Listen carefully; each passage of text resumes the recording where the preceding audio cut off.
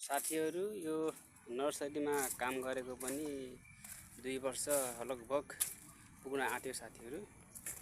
अनि काम गर्दै जाने क्रममा अनि धेरै अनुभवहरू बटुल्न पाइयो अनि थाहा पनि भयो बिरुवाहरू लगाउन यताउता गर्नलाई।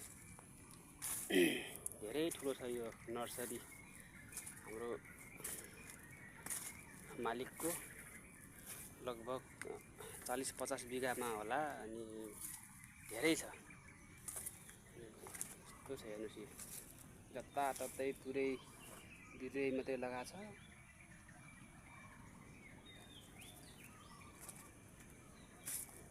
यस्तै छ साथीहरू, के गर्ने।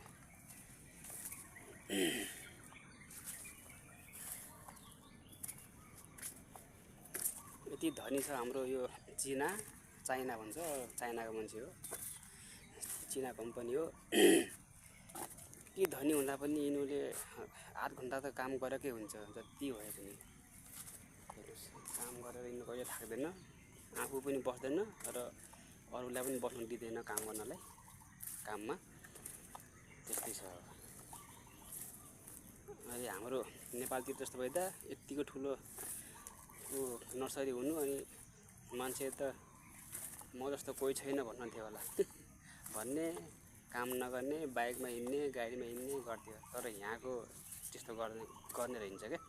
जति धनी भए पनि काम चाहिँ गर्ने, पैसै कमाउने मात्रै भन्ने, पैसै कमाउने मात्रै भन्ने। त्यही भएर यस्तै छ। त्यही भएर यो देश बनेको छ। अब हामी बिग्रिनु कारण त्यही त हो नि, काम नगर्ने, अलिअलि पैसा भएपछि अब त्यही त हो नि, खाने पिने गर्ने, मोज गर्ने।